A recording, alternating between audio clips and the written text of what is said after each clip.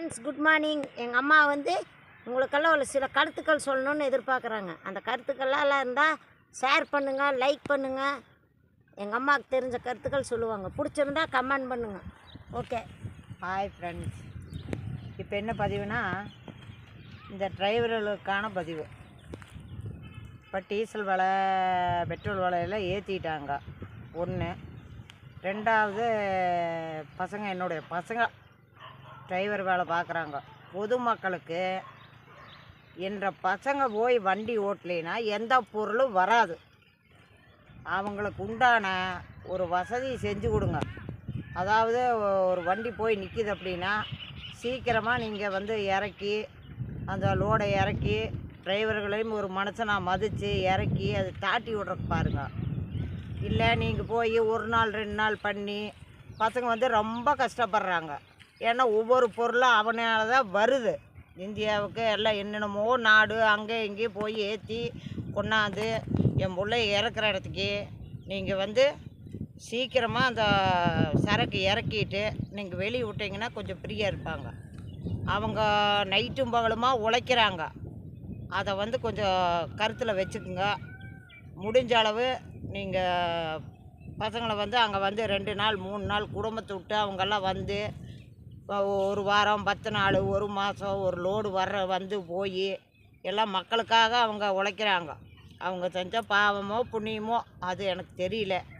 இருந்தாலும் டிரைவர்களை காக்க வைக்காதீங்க, ஒரு மனுஷனாக மதிங்க.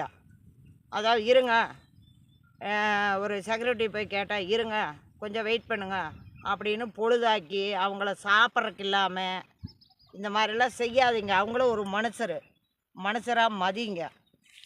நீங்கள் போய் எல்லாம் அங்கேருந்து வர்ற சரக்கும் இருக்குது, இங்கேருந்து போகிற பொருளும் இருக்குது. ஆனால் அவங்க இல்லைன்னா நம்ம நாட்டில் எதுவுமே பொருள்களோ வந்து சேர்றதோ போய் சேர்றதோ இல்லை.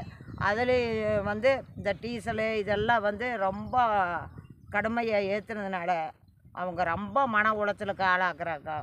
ஒரு பக்கம் குளிக்கிறதுக்கு வசதி இல்லை, ஒரு தண்ணி குடிக்கிறதுக்கு வசதி இல்லை, ரொம்ப கஷ்டப்படுறாங்க. அதுக்கு வந்து பார்த்து ஒரு உதவி செய்யுங்க. மக்களாக பார்த்து எல்லாம் ஒரு உதவி செஞ்சிங்கன்னா தான் ஒரு மனுஷனாக மதிங்கட்டு. முதல்ல டிரைவரை, ஐயோ டிரைவரா இவனா நிற்கிட்டு அப்படிங்கிறத மனசுலேருந்து முதல்ல தூக்குங்க. என்னென்னா அந்த டிரைவர் இல்லை அப்படின்னா உங்களுக்கு எந்த பொருளும் வராது. இப்போ ஒரு வாரத்தில் நான் யூடியூப்லேயும் கூட பார்த்தேன். அதாவது நம்ம டிரைவர்களுக்கெல்லாம் வந்து 25 வயசா ஊதிய சம்பள பணம் எல்லாம் நிற்கிது. ஒரு தீர்மானம் கொண்டு வரோன்னு லாரி ஓனர்கள்லாம் வந்து ஒரு முடிவு எடுத்திருக்காங்க. அதை வந்து பார்த்து நல்ல முறையாக எல்லாம் செஞ்சு ஏதோ மக்களோட மக்களாக அவையிலையும் ஒரு டிரைவர்களை ஒரு மனுஷனாக மதித்து நீங்கள் சாப்பிட்றீங்க, தூங்குறீங்க, வேலைக்கு போகிறீங்க, வெட்டிக்கு போகிறீங்கிறது அது ஒரு பக்கம். ஆனால் ஒரு டிரைவர் எவ்வளோ கஷ்டப்படுறான். ஒரு பக்கம் ஒரு டவுனுக்குள்ளே போயிட்டுருக்கிறான், எங்கேயும் டிராஃபிக்கு நிறுத்த முடியாது. அவனுக்கு திடீர்னு ஒரு பேச்சுக்கு சொல்கிற ஒரு ஒன்றுக்கே வருது. அவன் எப்படி ஒரு 4 கிலோமீட்டர் போயிட்டு அந்த புறம் போய் கிடக்கணும். அப்போ அவன் எப்படி நிறுத்த முடியாது அந்த டவுனுக்குள்ளே. அப்போ அதையெல்லாம் வந்து நீங்கள் கொஞ்சம் யோசித்து பாருங்கள். ஒவ்வொரு டிரைவரும் ரொம்ப கஷ்டப்படுறாங்க.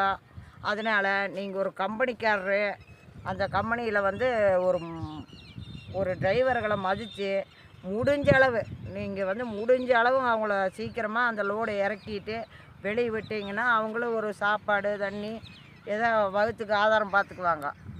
எங்கள் வீட்லேயும் எல்லாம் டிரைவராக இருக்கிறாங்க. அதனால் இந்த பதிவை நான் உங்களுக்கு சொல்ல வரேன். ரொம்ப கஷ்டப்படுறாங்க.